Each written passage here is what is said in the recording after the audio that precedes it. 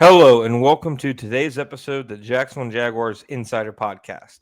My name is John Shipley. I am your host and beat reporter, and I have been your beat reporter covering the Jacksonville Jaguars for On SI every single day since August 2019, and we are continuing to march forward through another offseason together.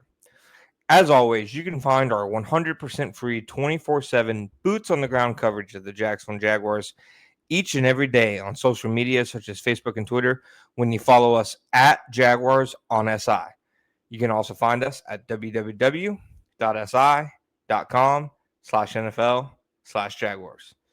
All right, folks, welcome to today's episode. Today we are going to talk about Jaguars OTA practice number 4, officially in the books. It's, of course, is the second one the media has seen, but the fourth one the Jaguars have conducted thus far. And we told you guys in our preview episode, that we were going to, roam around a little bit more this time around. We definitely did. Definitely got a lot of good looks at the defense, especially the secondary, because, with no pads on, obviously, it's harder for the offensive and defensive linemen to kind of stand out. It's, tough for the running game to stand out. Like they do running plays, but it's just tougher for them to really be in sync in marriage with everything else that you see. But the passing game is the biggest factor. There was a lot of 7-on-7, a lot of wide receivers, tight ends, running backs making plays, quarterbacks making plays, and also a lot of defensive backs and linebackers making plays. I thought, once again, just to lead off with my string of thoughts, I thought once again De'Ami Brown was one of the best players in the practice. I have been immensely impressed by him, and in a way, I think I should be because it's an OTA setting. It's not a lot of contact or anything like that. It's a setting where wide receivers should stand out.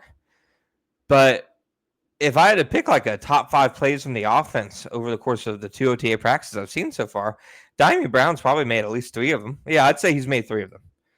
The other 2 were made by Cam Camper and Britton Strange, both plays that also happened on Tuesday. Cam Camper caught a beautiful deep ball from Nick Mullins, tracked it really well, ended up scoring on it. Had one of the best practice touchdown celebrations I've seen at the Mill Electric Center facility. He took the ball and pretty much tried to drill it into the side of the wall of the indoor practice facility that is, immediately behind the end zone. That was a first. But he was amped up, and he should have been. It was a great play. The other one, I thought this was the best play of the practice. Probably the best play of the offseason so far from the 2 that we've seen. Britton Strange caught a beautiful pass from Trevor Lawrence on the right sideline. High pointed the ball, was back shoulder pass, about 20 plus air yards, let's say between 22, 24 yards. And, high pointed it over really good coverage from Jarian Jones. And there was nothing wrong at all with the coverage. He did everything, right. He was in the perfect position. But Britton Strange just won the rep. He caught a great pass, got his feet in bound. I'd say through, now entering his 3rd season, best play I've seen Britton Strange make in a practice probably. It was really impressive. Impressive throw, really impressive coverage, and even more impressive catch. But I think outside of that, De'Ami Brown, has made some of the most impressive plays, and he continued it, obviously, on Tuesday. I thought his best play was, it was kind of the practice of close but no cigar for Jarian Jones, because I thought De'Ami's best play today also came against Jarian Jones. Neither one of these plays, though, he was directly beat on. It was great coverage on both plays. It's just the offensive player made the play. This one came, they were doing some situational work. 4th and 2. Quick pass underneath from Trevor Lawrence to De'Ami Brown against really, really contested coverage from Jarian Jones. He put the ball in a good spot, and De'Ami Brown, despite not being a bigger receiver, was able to obviously shield the ball away from the defender and get the first down. So I think De'Ami Brown has continued to stand out. I think that he has been one of the winners of the offseason program so far. Now, again, how much is being an offseason, program winner really matter because, past offseason program runners include Christian Braswell, Greg Jr., Parker Washington. I know he didn't do anything wrong, but he was lighting the defense on fire last year in the offseason program. So does that directly translate to regular season success? Maybe not, but all I can tell you is what I've seen. I can't tell you what it means or really how important it is moving forward. Well, I can't tell you what I think, but what I mean. But obviously, all I can really tell you is what I've seen. And what I've seen so far is De'Ami Brown's made a lot of plays. I thought it was a really competitive practice. I thought that it felt a lot like a training camp practice, honestly, at least when the offensive and defensive reps were going on. And, guys, it was hot. It was blistering out there. The bear was out there. It was one of those days. The weather felt like the dog days of training camp, as you guys can see from my tomato-ridden face. And it was just extremely chirpy, extremely competitive. The defense absolutely exploding when a defensive play happens. The offense going crazy when a big offensive play happens. It was the type of energy I think that you want to see from a practice in this setting. It wasn't,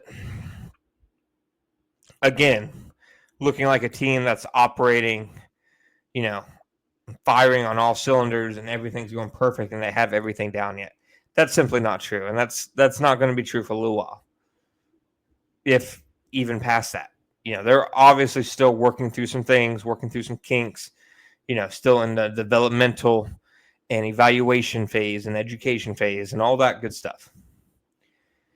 But in terms of the pure energy and what it felt like, it felt definitely like one of the more spirited OTA practices I've seen. And, of course, the biggest, I'd say, not question heading into the practice, because I don't think you can question, how's the quarterback going to look today in an OTA practice? I just don't think it has that much of a big picture impact and meaning, etc.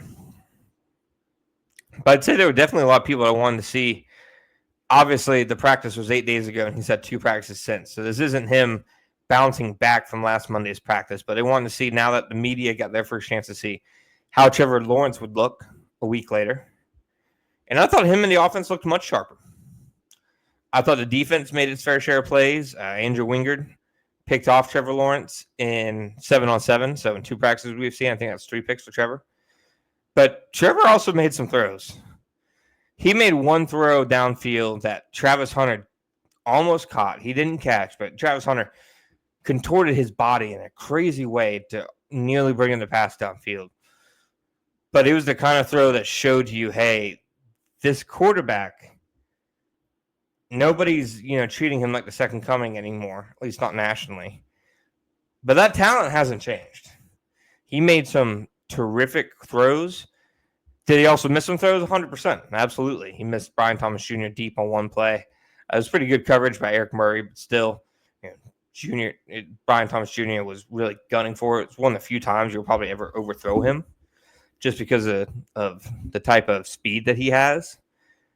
But overall, I thought much sharper day for the offense, much sharper day for Trevor Lawrence, better day from the rookie pass catchers. I'd say if there was one rookie pass catcher that stood out throughout the day, I'd say Eli Pankel from Duke. He had made some nice grabs over the course of practice, downfield, in the middle of the field. Cam Camper obviously made the nice catch. Joshua Cephas, got a nod from Liam Cohen as a guy who stood out. And I think Travis Hunter looked better. I think the Travis Hunter from rookie minicamp to the Travis Hunter now has already improved immensely. Because he had to improve. He definitely had a ways to go. And that should have been expected. It was his first practice solely probably as a wide receiver in a long time, if not, since Pee Wee, Pop Warner, or whatever. I don't want to put inaccurate info out there. You get what I'm saying. He hasn't solely practiced as a receiver in some time.